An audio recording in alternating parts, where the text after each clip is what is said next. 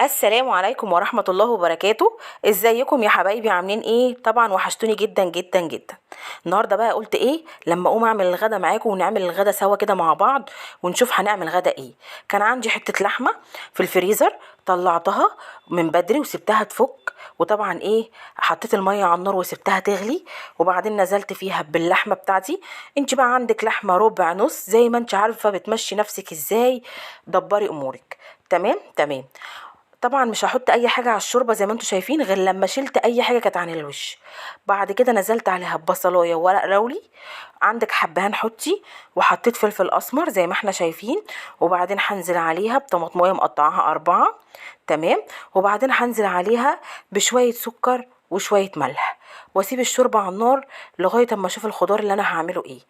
تمام تمام. النهارده طبعا انا طلعت ايه من الفريزر، وقلت عشان ايه مش قادره اقف كتير فهعمل من حاجات من الفريزر. جبت حله بقى ونزلت فيها بحته سمنه، احنا بنقتصد في السمنه وبنقتصد في كل حاجه زي ما احنا عارفين. ونزلت فيها بشويه زيت، يعني قللي من سمنتك وقللي من الزيت، مش لازم تحطي بكميه، مش لازم تحطي كتير. تمام. وبعدين هنزل عليها ببصلايه كده حلوه مقطعوها، وطبعا بنقتصد في البصل زي ما احنا عارفين.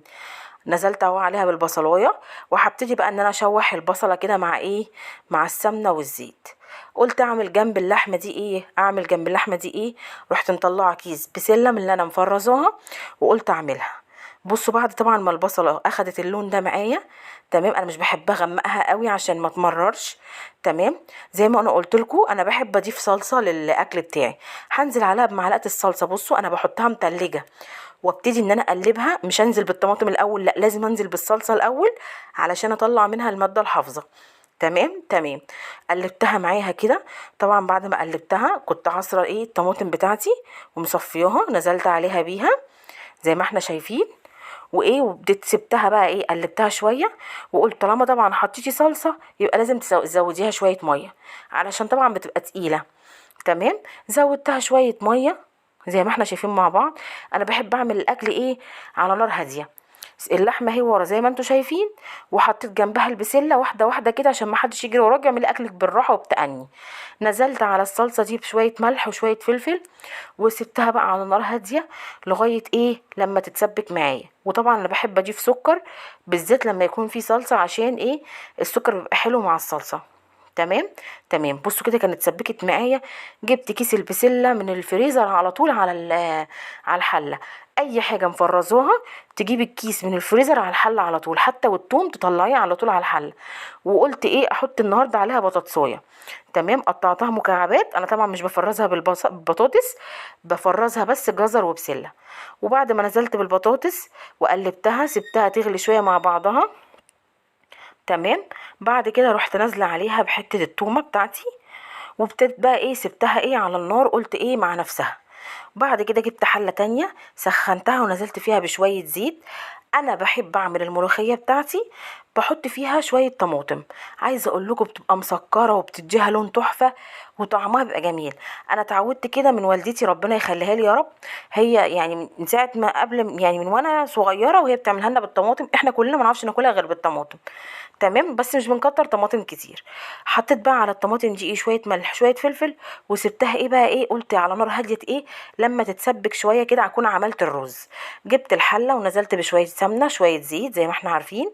انا الشعريه مش بعايرها، بنزل بيها كده بالنظر، وبيطلع معايا الرز مظبوط وزي الفل وما فيهوش اي حاجه، لا معجن ولا اي حاجه، بيطلع معايا مفلفل وجميل. نزلت بالشعريه بتاعتي، وهبتدي ان انا احمرها اهي معاكم زي ما احنا شايفين. وبعد ما حمرتها هحط بقى عيار الميه بتاعي. انت بقى عامله الميه بتاعتك الرز بتاعك كوبايتين 3 4، انت عارفه مقدارك. طبعا احنا عارفين الرز العادي ده كل كوبايه بياخد كوبايه ميه. تمام تمام. نزلت بمعيار الميه بتاعه زي ما احنا شايفين، وبعدين هنزل عليها ايه بشويه ملح. وانا ما بخليش الشعريه تغلي خالص مع الميه، لو خليت الشعريه تغلي مع الميه كده الشعريه هتعجن. وانا مهديه عليها النار قبل ما تغلي بكون محضره الرز وغسلاه وانزل بيه. تمام تمام. نزلت اهو بالرز وهقلبه واسيبه كده طبعا على نار هاديه، وايه واشوف هعمل ايه تاني. يعني ايدي كده في كذا حاجه وانا واقفه علشان اخلص كل حاجتي، وحاجتي كلها تخلص مع بعضها وبالراحه وبتأني. تمام تمام. كانت التسبيكه بتاعت الملوخيه اتسبكت معايا. زي ما توصل للدرجه دي هنزل بالشوربه، وقلت لك كذا مره لما تنزلي بالشوربه ما تنزليش كتير، حطي مثلا مغرفتين 3. بعد كده لقيتيها تقيله بعد ما تعملي الملوخيه زوديها شوربه، لقيت عشان ما تبقاش خفيفه منك وترجعي مش هتعرفي تعالجيها. تمام. انا نزلت بمغرفتين 3 من الشوربه. تمام. وبحط معاهم حته تومه نيه بقى من اللي انا ايه هقليها بيها، اللي هي يبقى عليها كزبره ناشفه، وهسيبها كده تغلي غلوه معاها. وبعدين كنت مخرطه ال- الملوخيه بتاعتي، ونزلت بيها كده على التسبيكه، وايدي فيها بقى اقلبها عشان مبقاش فيها اي كلكعه.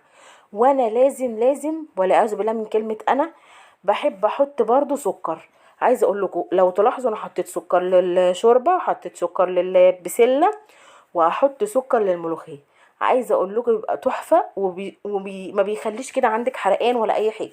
حطيت شويه سكر، وزي ما انا قلت لكم ايدي فيها قلبتها بالمضرب علشان خاطر ايه يعني ما تكلكعش معايا.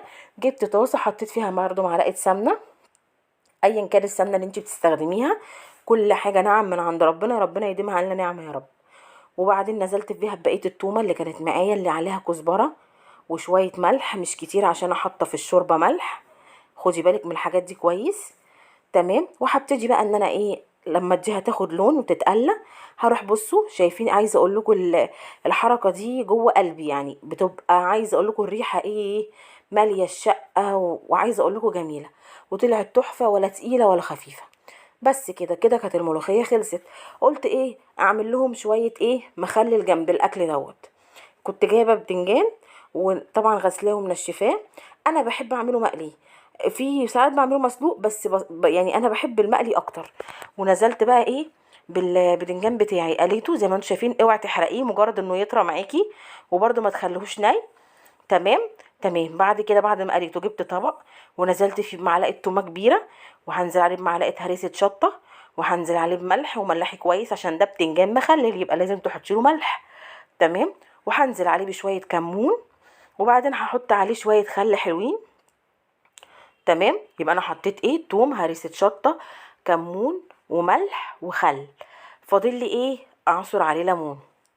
جبت كده ليمونتين حلوين ونزلت عصرتهم ومش هرمي القشر، علشان انا ايه يعني بعد ما احط في الطبق ان شاء الله انا هرجعه في علبه، لان احنا مش هناكل كل الكميه دي. وايه واحط عليه الليمون بايه بشويه إيه يعني ميه بليمون بملح. تمام تمام. بصوا عصرت الليمون اهو وهقلبه. وطبعا هحشيه لما يكون ايه برد، لازم يكون برد عشان لما تيجي تمسكيه تقدري تمسكيه ويعني ايه تقدري تفتحيه. شايفين قلبه ابيض وجميل ازاي. عايزه اقول لكم حرش جدا وبيبقى جنب الخضار حلو، وجنب طبعا الفلافل بيبقى جميل جدا او الطعميه زي ما انتوا بتقولوا، وبيبقى جميل يعني كل الناس بتحبه. انا شايفه ما حدش ما بيحبش البتنجان المخلل، بينفع جنب كل الاكلات يعني، وبيبقى حرش كده. تمام. بس كده كنت حشيته بحشيه اهو معاكم، وما فيهوش اي حاجه. على فكره التوم بقى اللي هيفيد في الطبق ده او هرسه الشطه بقى، هي دي بقى اللي بعصر عليها ليمون تاني، وبحط عليها شويه ملح شويه خل شويه ميه، وبنزل عليها بقى ايه بالبدنجان اللي هيفيد معايا في العلبه. انا هنقل بقى هناخد اللي ناخده والباقي هنقله في علبه وهنزل عليه بالصوص دوت. وكده كنت خلصت اكل النهارده. وقالت فلفل وربنا يديمها علينا نعمه يا رب. البدنجان اهو الحمد لله، والملوخيه طلعت تحفه وقوامها جميل. وطبعا الشوربه واللحمه كانت خلصت حمرتها. وكمان انا ساعات بعمل اللحمه في البسله، بس النهارده كانوا عايزينها محمره. وكمان عملت البسله وقليت الفلفل، والرز اهو طالع مفلفل وجميل ما فيهوش اي حاجه. كل حاجه بنعمه من عند ربنا، زي ما انتي مظبطه ميزانيتك يوم كده ويوم كده ويوم كده، والحمد لله على كل حال. اهم حاجه يا جماعه زي ما قلت لكم مش بالاكل، ربنا يديم معانا الستر والصحه وراحه البال اهم حاجه، ويكفينا شر اي حاجه وحشه يا رب، ويكفيكوا شر اي حاجه وحشه، ويبارك لكم في اولادكم. ما تنسونيش بقى بدعوه حلوه وبلايك وباشتراك في قناتي. دبري ووفري في مطبخ نوجة، وربنا يحسن ما بين ايديكم.